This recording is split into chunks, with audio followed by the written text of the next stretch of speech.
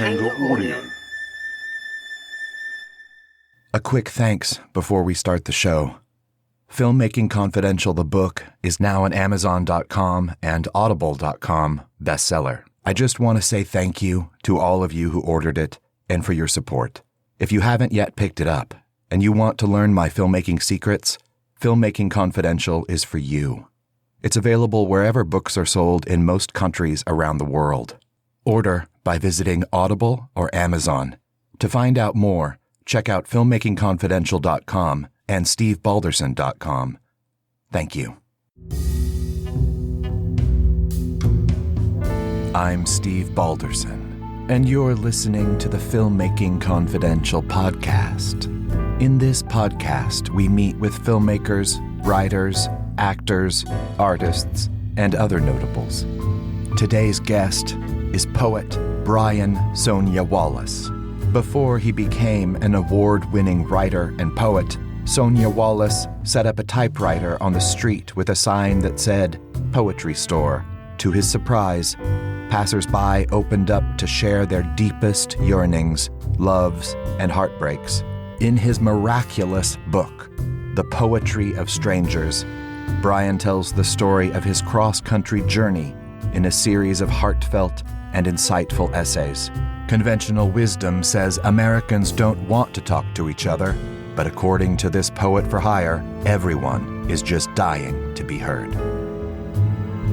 I just sort of did weird poetry things on and off for years. I did like hikes where at the top of the hike, we'd have like a microphone and a speaker and we'd just have an open mic and hikers would share pieces that they had written on their phones and that kind of stuff. And I found that there's just so much more poetry out there and kind of in the world than we think about on a day-to-day unless we're really looking for it. And yeah, then 2014, I got laid off and I was like, I need a source of income. And I looked at minimum wage retail jobs and I went, I think I make that much in tips doing poetry. I wonder if I could just do that every day. And then from that, it's kind of grown into now, really, I have basically an event services company where I'll work with corporate events, I'll work with weddings, I'll work with individuals doing commission poems. And that's kind of the bread and butter alongside more kind of artsy, poetic projects. What I think is so great about, I remember the first time I saw a mobile poet, and I was like, just visually, it's so interesting, and I don't remember if Jacqueline was the one that I saw first or if it was somebody else, but I was just thinking, there's this beautiful girl just sitting there at this little table with this little typewriter, and she's dressed to the nines, and it's like all this, it's just this whole thing. And I had never seen one before. Mm-hmm. I mean, I'm from Kansas originally. We don't have that, So, and only in Los Angeles. But now I've learned many, many, many places in the world, right? Yeah, it's really cool. One of the things that's resulted from the book has been really being in conversation with like typewriter poets all over the place. And like I had a long conversation this morning with a typewriter poet who's in Phoenixville, Pennsylvania. And it's a town of, 20,000 people. And it's not his only job, but it's part of how he interacts with the community, which is really cool. As you mentioned in your book a little bit, I haven't finished it, so I don't know if this has changed, but thought of yourself as playing a part. Right?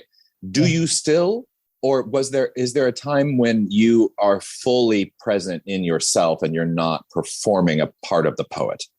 Oh, we're going to have a conversation about like Judith Butler and stuff right now. Yeah, I think everything is a performance to a greater or lesser degree. I don't think that playing a part makes the expression like less genuine in some ways. Like, I think, I chose to wear like a collared shirt, but with flowers on it for this interview. And that's not like more me or less me than any of the other shirts that I wore. But I was sort of like, okay, it's a podcast, so it's like dressed down. People aren't going to see it, but it's a poet, so it's sort of a poety. There's a level of choice that goes into, I don't know, how we adorn ourselves, our regalia, how we move through the world. And so I think that I still think about moving through the world as a poet. I think that I'm more practiced at it now. And I think that it's closer to this sort of core identity, where before I would have said, oh, I'm interested in this and this and this and this, and poetry would have come, seventh or eighth. And now it's like, oh no, this is what I spend most of my waking hours on. And there's part of me that feels like the younger part of myself that's like, you get to do that, there's an excitement to that. Totally. Which I feel like as all artists, it's that thing of wait, can we actually just do this and be good at it and kind of be the storytellers? So I'm an only child, and I grew up in a pretty hippie household. I didn't have a lot of kind of cultural touchstones in common with the kids around me, either here in LA, or I lived in Chile for a little bit as a kid. And I feel like art was a way that I could have conversations with other kids my age, where it was like drawing pictures and doing this stuff and then having conversations about that, rather than, we didn't have a TV. So everyone was talking about TV shows. I'm like, well, I haven't watched any of them, so we're going to have to talk about something else.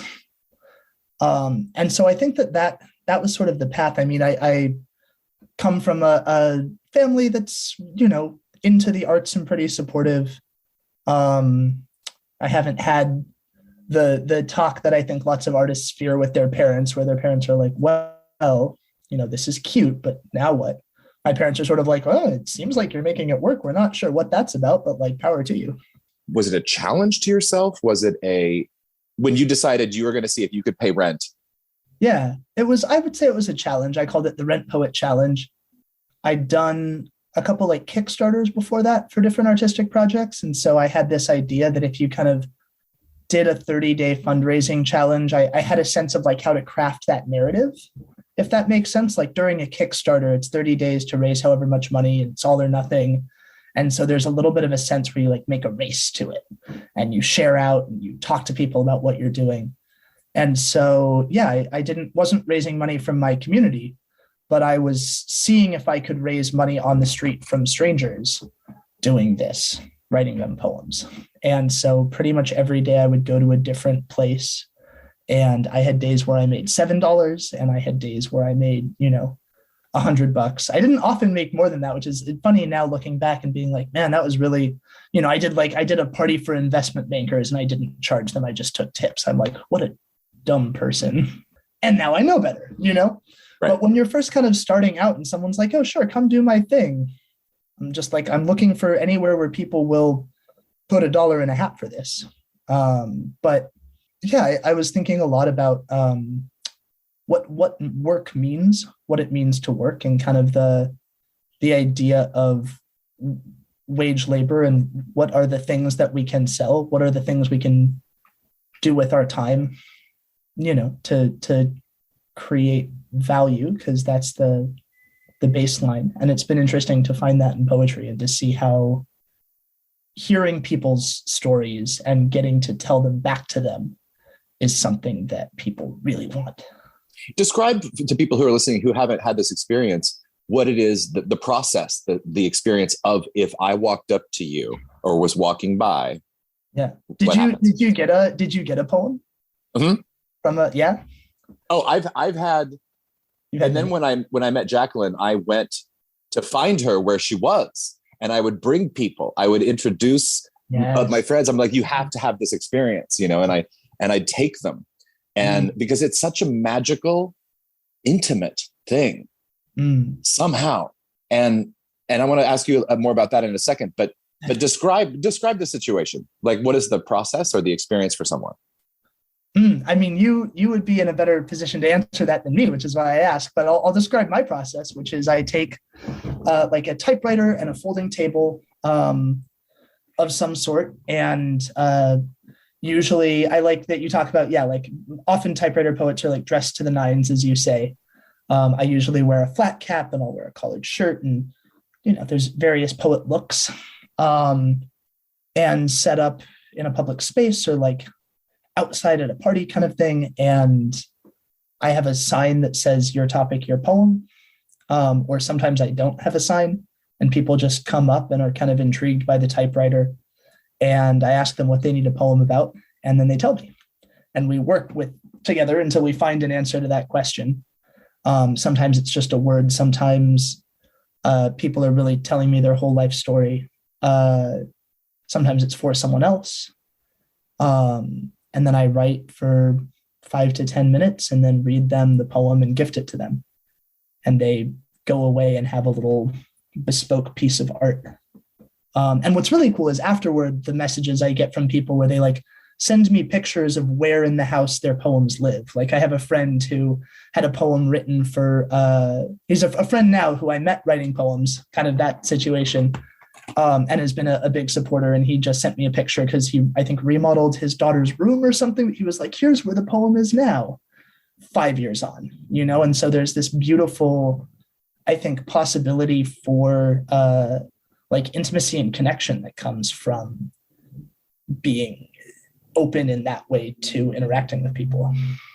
When you are interacting with them and you're listening to their story or hearing their word, what part of you uses intuition or empathy in order to then create that for them? Or do you access sort of what comes to you just naturally in your own self? Ooh, empathy is, yeah. Can you tell me how empathy is different from the self? Giant philosophical question. Does it come from you or through you? Yes, understood. I mean, yes is probably the answer, like to both. It feels like, and it is helpful to think of it as coming through me. And I think there's a lot to the idea that what we're doing, I mean, even just in everyday speech, right? We're reproducing sounds that we have already heard. And so I just have a big library of stuff that I've read. And so when I'm talking, when I'm writing, when I'm, making a poem, I have access to a lot of raw materials that other people might not. And those things, in a sense, are speaking through me because it's, what have, Shakespeare and Dante and Walt Whitman and, Emily Dickinson said about this, and how does that impact it? But also, like, what pop songs of the day address this? I mean, this is the cool thing with being a street poet, is you're not necessarily writing for a literary audience. And so there's an openness to what kind of metaphorical grounds you get to play in and who you get to reference. But yeah, I like the idea of thinking about poetry in general as a sort of remixing, where you're kind of remixing language. We all have access to words, but you're trying to find like a way that something's never been said before. And in that sense, you're working on it like a puzzle. So it is you doing it, but the puzzle in some ways is external to you and has this like history and legacy and all this other stuff that goes into you. You are using the tools on the puzzle, and the tools in the puzzle are external, but you're still, I think, it would be disingenuous to say, I don't do anything. I'm not an active force in this. When I'm directing a movie, when the images are coming to me, I'm accessing them from someplace and then bringing them out. So I'm using my language, right, to translate that to what it becomes. I like the idea of translation a lot. You mentioned you have lots of resources to draw upon. Have you ever been totally just stumped by something, by a topic, or in the middle of something and just brain freeze or so? I don't know. Yeah, I've written some bad poems. I'm not going to, for sure. I've written some poems where I reach the end and I'm like, well, I'm not proud of it. I don't say this to the person, but like, I'm not proud of this, but I will read it to you. And in general, in poems, I feel like if I can find a good line or two, that's great. But part of the thing with doing basically improvised poetry is you're always showing your work.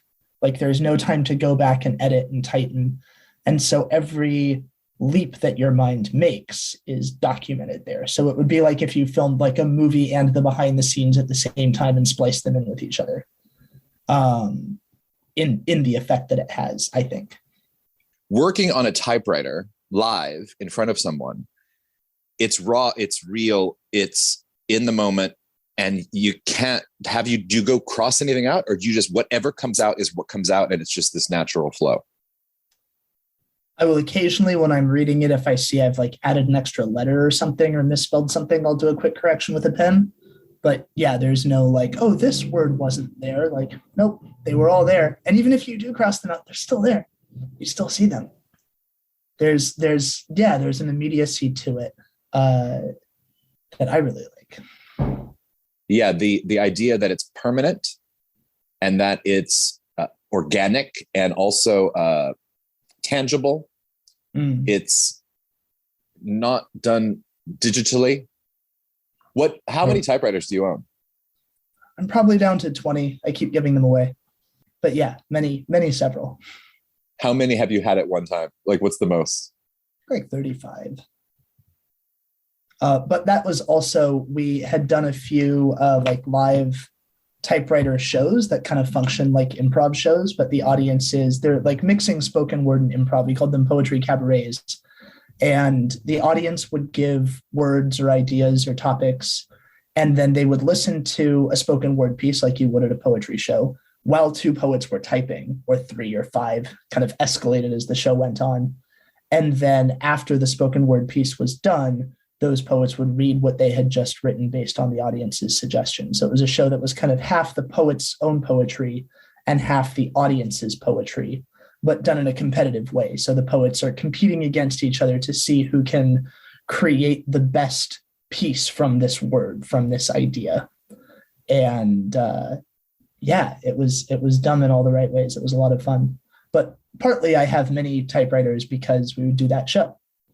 And so there's a sort of crew of typewriter poets that, we've amassed over the years. And sometimes I inherit typewriters and sometimes I give them away and they just sort of flow. They flow through the house. What do you feel when you're using it? I've been making a habit lately of taking my laptop to the park to work because I can't get internet, and that makes me more focused. And I think it's analogous in a way where it really is a push both to slow down, but also to like not look away. You get into a flow with it because there's the sonic element as well. And so it's almost like you're playing a piece of music. And if you interrupt that, and I every now and then I'll like look up an etymology or a story or a spelling on my phone and then have to get back into the poem. But I think it's incredible as a focus tool, and it's incredible also as a way to kind of embody that practice of writing a little bit more and make it feel not like I don't answer emails on my typewriter, And so to write in a different space in the way that you might have like your office and your bedroom separated. I like having the like creative sort of flow work separate from the business and the admin work of creative life. With the exception of taste, using a typewriter covers every sense that we can experience. Because you're feeling the pressure, right, of the keys, and you're smelling the ink, and the paper and the contact of both, and you're hearing it, and you're seeing it. I hadn't thought about that, but it's true. Yeah. I mean, maybe there is a way to like taste the air from it. So it's like a full sensory experience. Eat a burrito while you're typing. Do you find that the people who you engage with outside of the United States are any different, or do they have different experiences? Not particularly. Not in what they need poems about. I think there's a different sensibility and there's a different understanding of what a poem is, which is cool because you're sharing a slightly different knowledge base with the people who you're writing for. Germans are all required to like take philosophy classes in high school. And so everyone's just got this shared language of kind of being able to talk about ideas and existence and ethics, like in a bit more depth. In England, I think there's just a lot of like emotional repression in most of the Western world, a lot of emotional repression, and a lot of people who are too polite to say things. And then you get to the space of a poem, and it's a space of permission for radical honesty. And so you get kind of interesting things from them based on that. Have you had the vast array of every reaction after you've read a poem to someone? Well, I've never had someone beat me up, so that's good. That is good. I think mostly people are, it's beautiful because as a creator, I feel like so often, in film, God, you wrap production and then you've got 6 months of edits and then you've got 8 months of marketing. And then working on the book has been similar, where it was like a 3-year process.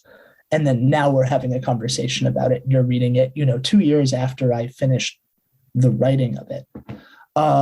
Whereas when you are writing something on the spot, you get an idea, you work for 5 minutes, and then you share it, and you get to see that person respond. And the response is almost always just like appreciation for having taken the time with that person and that idea. And sometimes that's people being really moved.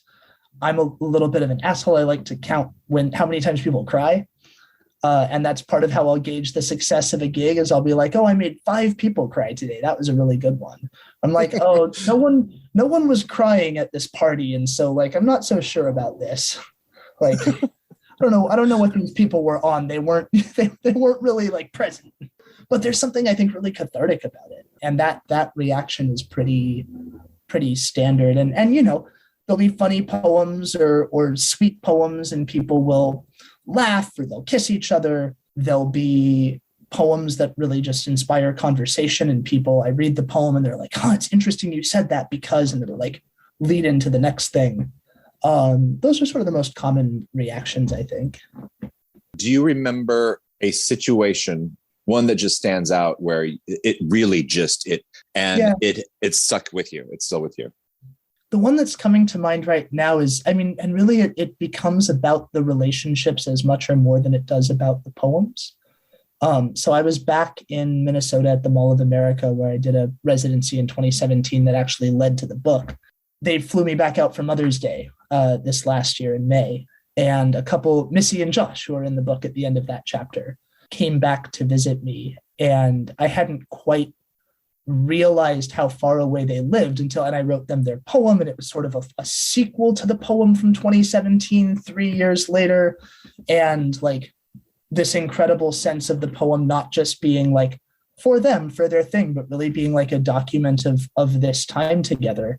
And I hadn't really realized that Missy lives like 2 hours away and Josh lives like 9 hours away. And so it was an excuse for them to get together and spend the weekend, but to have that, like to be so humbled by people kind of making pilgrimages at the mall, which is something that various folks did. Like people would come in and they would have like albums of photos of their grandchildren, and they would just want to go through, they wanted to poem out their grandchildren. So they would bring me the album of photos, and like having that experience, I think, where when people are able to prep a little more and be really intentional, there's a beauty to surprising people. And sort of it being like, oh, you didn't think you were going to have a poem today, but now like you've told this story and there's a poem about it and you have a piece of art. But there's also a beauty to people who really have made a choice to say, this is an important thing. I want this, I want this artwork right now. And that's really nice. Author and poet Brian Sonia-Wallace. Another great guest is The Enigma. Being part of the Lollapalooza Sideshow should have been called the William Morris Agency Sideshow, because they're the ones that put us all around the world. And I became the most famous tattooed man in history because of that. I remember we opened for 9 Inch Nails in Madison Square Garden, 2 sold out nights. And, I stayed in a squat. You can get a link to my full interview with The Enigma in our archives at filmmakingconfidential.com or by subscribing for free to this podcast. Coming up, Brian will read an excerpt from his book, The Poetry of Strangers. It's incredible. Stay with us.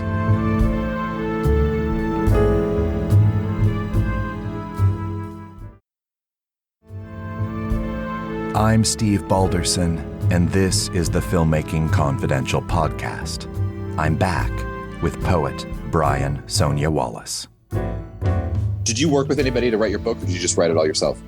It's stunning. And whenever I read anybody's stunning work, I'm always like, did they really write this? Or were they working with like their best friend who's a genius? You know what I mean? Like I always just ask. But it could be totally off the record. It's a beautiful question. I think that writers, it's a nice thing for writers to be able to really talk about. I didn't like have a ghostwriter or anything like that. I definitely, and it's interesting with nonfiction because like I wrote it. And then part of the process of revising it was sharing it with the people who appear in it and saying, is this okay? Can I say this about you? How do you feel about this? And in almost all of the cases, not making major changes, but in certain cases, having people be like, oh, this is actually a little vulnerable. Would you be able to, tell the same story, but in a way that shifts that? And that was a really cool challenge to work with. The persistent person who I worked with on it is my mom, because I sent her all of the chapters after I finished them. She worked for years as a technical writer. She wrote like software manuals and an editor. And so she is ruthless, I think is the term. And I think I've learned so much of how to write from family rather than from school. My dad was an academic, and my mom, has had that path. And so I feel like having that is always in my mind. And it also is interesting in how it's colored the book. Like I've been thinking about the next thing for a while and thinking about the idea that, if my mom is my first reader, then she is my collaborator on it. And how do I speak differently? And what are the stories that I tell if my first reader is, someone who's my age, if my first reader is someone who's younger? And I think it changes the tone and it changes who you're speaking to. But for this first one, I really was thinking about kind of speaking to that generation and that demographic and really trying to have that dialogue. It's a beautiful title. Was that your doing? Oh man, the title for this book has changed so many times. For the longest time, I didn't have it. I never had like a title where I was like, this is it. This is the title, which is fortunate because the title and the jacket design are the things that are really in the hands of the publishing house. And you are consulted and your input is valued. And also you do not have the final. I mean, you have the final say, like they're not going to publish it with the title you hate, but like they also are going to be like, not that. Right. So initially, and as I mentioned, I changed editors. Initially, the editor had come to me with a title, and I have learned more, I think, about the process, but it was my first thing, and I was just like, this is the title of it now. Okay. Rather than going, cool, this is a starting place of a dialogue about what the title can be. We're going to collaborate on a title. But her proposal and the initial title was Dust Bowl Nation, One Man, a Typewriter, and Finding Humanity at the Margins, which I kind of like, but it's interesting because it very much positions it as a piece about, like a thought piece about the country, which it is. Versus now it's the poetry of strangers, what I learned traveling the country with a typewriter, which I think in some ways is more accurate because it's really about the people and the stories and the ways that those stories contain poetry and became poetry rather than, the Dust Bowl.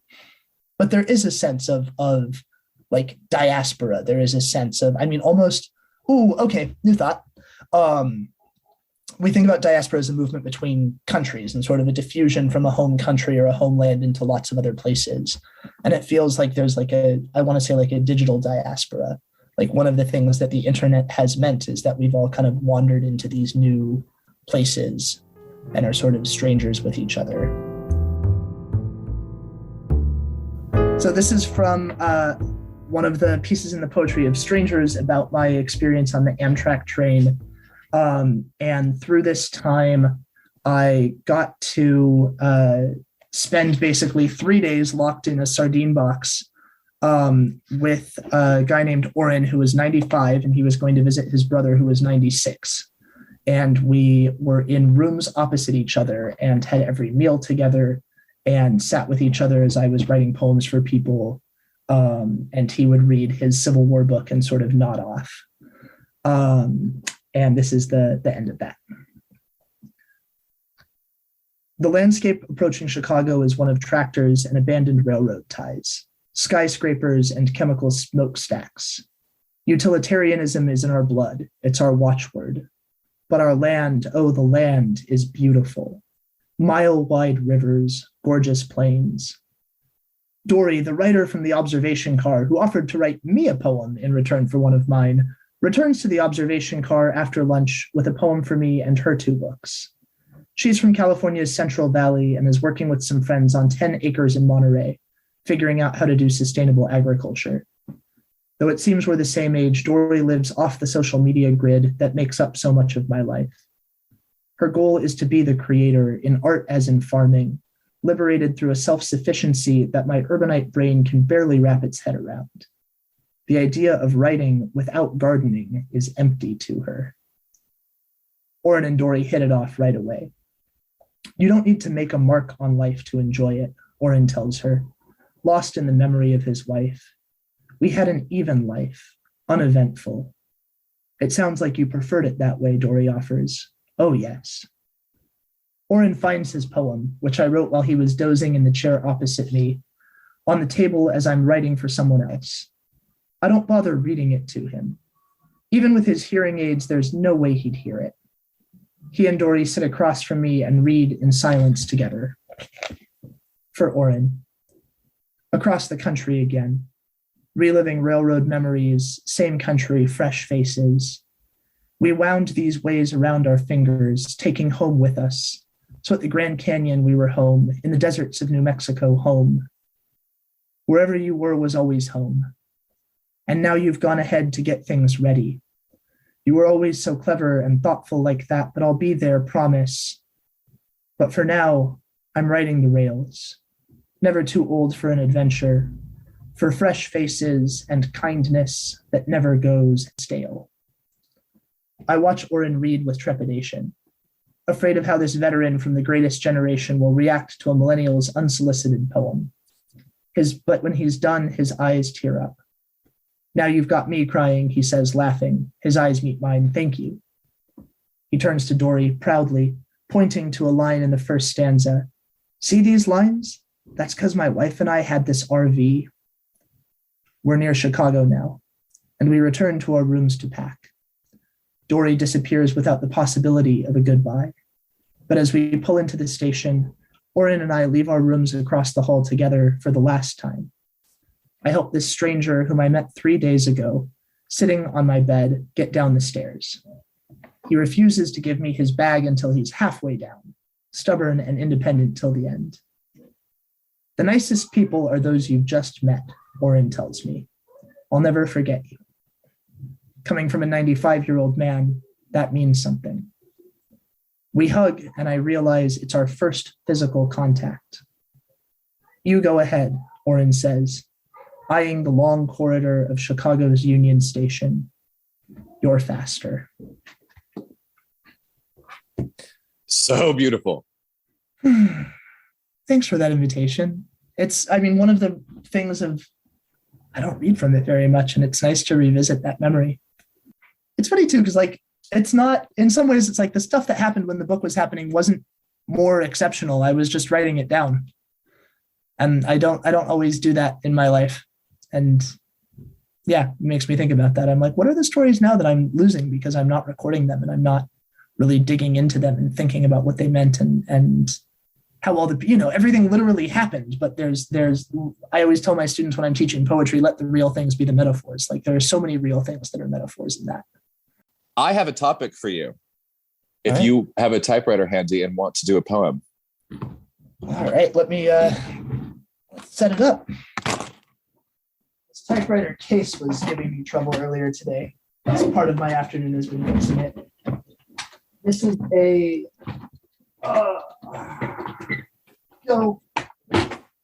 This is a Royal Arrow, and Beautiful. It is the typewriter that I have handy. So let's hope that it is in good working order. All right, and paper. What size is your paper? I used to do 3x5 cards. Now I usually do 4x6. I like having the extra space and the extra length on the lines. I also love that there's the constraint, it's like as you're typing, you come to the edge of the paper is getting closer. It's so annoying and also so perfect. Yeah, it can be intensely frustrating. You're like, well, I guess I have to finish the poem in the next 2 lines. I'm nowhere near an ending. That's amazing. All right. Now I'm going to say the word. This is how I think this word should be spelled. So the word is universe, but I have capitalized the Y-O-U Mm. And then lowercase the rest of the word, NIVERSE. Interesting. So that's both the word and the theory. I like it. Do you want me to go in with just that and see what comes out? I usually like ask questions and do all of that, but I'm super happy if you want to just give me the word and have me go. That's kind of fun. What does it evoke in you? Yeah, just go with it. Cool. Let's do it. I usually put 4 at the top. So it could be like for Steve or for Filmmaking Confidential. Who is this poem for? I like it's for the listeners. For the listeners. I fucking love that. Okay. Yep. Gotcha.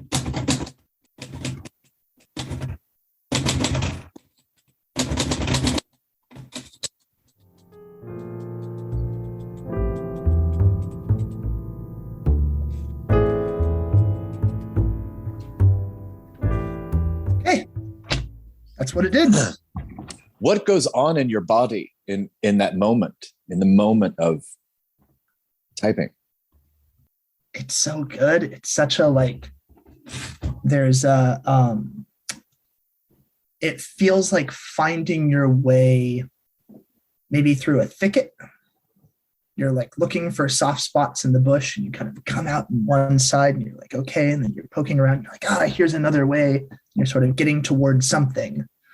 But then also like the thicket never ends. So you just have to kind of decide when you've arrived. You're like, this is a nice spot. Like we'll have our picnic here. And now we'll share the map that we've made. Super intense watching. Yeah. What was it? I'm curious. It was so much life. Like there was so much going on inside you. Like I could by just watching you, there was so much going on. I can't even, and quickly there's this like machine moving effortlessly, swiftly. I don't know. It was a really cool thing that, of course, somebody listening to this wouldn't have been able to experience. But I just was so curious about what must that be like in that moment of.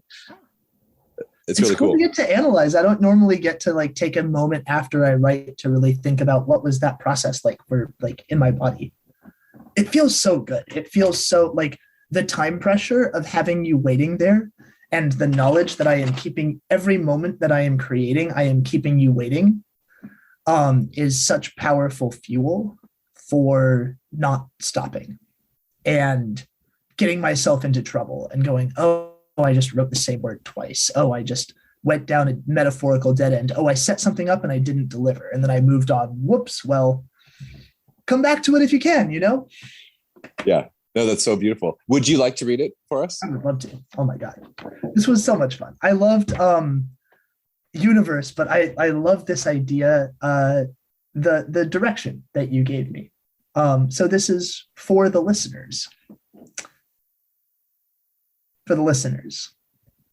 Are you out there in your slinky nightgown with a fork full of cottage cheese, or on mile 57 of your inexcusably long drive, which you have somehow turned into a game, a road sign mashup, counting car colors and stopping when the signs have dinosaurs? Are you in that part of Arizona? Or are you more cosmically aligned, floating among the stars in some far distant reality, a mind or something that used to be a mind uploaded to the ship's computer and daydreaming at terabyte speed, a great flush of art in the swirl of Milky Way, scarcely visible, but what is at that distance? I'm not interested in very large things. I'm interested in very small things, in the space that exists between two people. The number of clicks it takes to make the audio audible on your iPhone. The whole universe encompassed in the second person, you. That's bad writing, they say. The direct address makes folks uncomfortable. I can't hear them. The constellations are singing too loud. That's that. So beautiful. It was a big one. This typewriter has very small type. So beautiful. thanks for offering that. That was really, I think, one of the things that's been on my mind. Where are the listeners? Who are the listeners? I don't know. I can't go hang out with them. So who's already here? What does that mean? And yeah. That's beautiful. Poet, author, Brian Sonia-Wallace. You can pick up a copy of The Poetry of Strangers wherever books are sold. Tune in next time for more Filmmaking Confidential. It is totally free to subscribe, and when you subscribe, you'll get upcoming new episodes automatically, and you'll have free access to all our past shows. The Filmmaking Confidential podcast is a production of Dakanga Audio and produced by myself and Ella Spencer.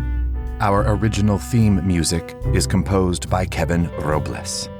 For more of the Filmmaking Confidential podcast, head over to filmmakingconfidential.com. If you have a question about filmmaking you'd like me to answer on the podcast, send me an email using the contact form on the website.